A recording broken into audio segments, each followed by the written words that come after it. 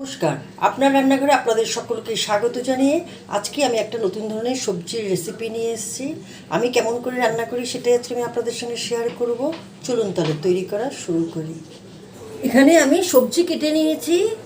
এখানে আমি সবজিগুলো একই সাইজে একইভাবে কেটে নিয়েছি। এখানে সবজির মধ্যে নিয়েছি পটল, বেগুন, কুমড়ো, ঝিঙে, আলু আর এই কাঁচা লঙ্কা, 5-6টা কাঁচা লঙ্কা নিয়েছি।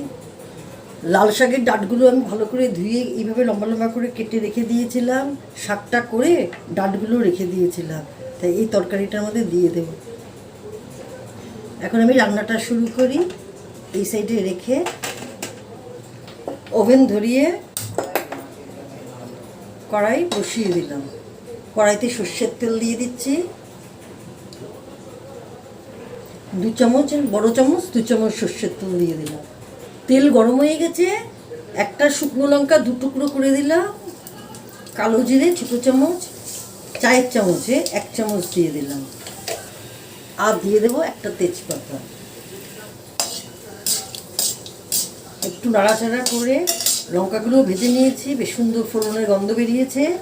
এখন এই কেটে রাখা সবজিগুলো দিয়ে দিচ্ছি। এর মধ্যে কাঁচা লঙ্কা দিয়েছি, অনেকগুলো কাঁচা লঙ্কাই দিয়েছি।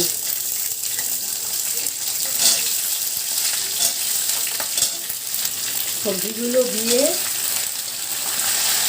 ওপর নিচ করে দিচ্ছি। 1/2 চামচ হলুদ দিয়ে দিলাম। স্বাদ মতো নুন দিয়ে দিচ্ছি।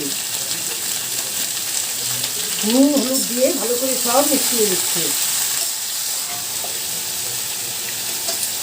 সবজিগুলি ভালো করে ওপর নিচ করে, সবজিতে একদম জল দেবো না, এই সবজির জলেই সবজিগুলো সেদ্ধ হবে। এখন ওভেন কমিয়ে দিলাম, দিয়ে এই কভারটা দিয়ে দিলাম। কিছুক্ষণ বাদে আমি আসছি। 5 মিনিট বাদে এলাম। এখন সবজিটা উল্টে দিচ্ছি। দেখুন কতটা জল বেরিয়েছে। এই জলেই সবজিগুলো সেদ্ধ হয়ে যাবে। আবার ওপর নিচ করে কভারটা দিয়ে দিলাম। আবার কভারটা তুলছি। একবার এসে কভার উঠিয়ে দেখে নিয়েছিলাম সেদ্ধ হয়েছে কিনা। অনেকটা জল বেরিয়েছে এবং সব কিন্তু ভালো মতো সেদ্ধ হয়ে গেছে। এই যে আলুগুলো সেদ্ধ হয়ে গেছে, কুমড়ো সেদ্ধ হয়ে গেছে। এখন সব একটু ঘেঁটে দিচ্ছি। ওভেনটা বাড়িয়ে সব ভালো করে একটু মিশিয়ে দিচ্ছি। এবার একটু ভেঙে ভেঙে দিলে তরকারিটা ভালো হয়। খুব ভালো মতো সব সেদ্ধ হয়ে গেছে। এখন দিয়ে দেব, এখানে আমি 2 চামচ সর্ষের পাউডার, এটা আমি গরম জলে ভিজিয়ে রেখেছি, সেই পাউডারটা আমি দিয়ে দিচ্ছি। সব আবার মিশিয়ে দিচ্ছি। বেশি নাড়াচাড়া করব না, অল্প একটু নাড়াচাড়া করবো, কেন সর্ষে আবার বেশি নাড়াচাড়া করলে কিন্তু তেতো হয়ে যায়। সব মিশিয়ে দিলাম ভালো করে।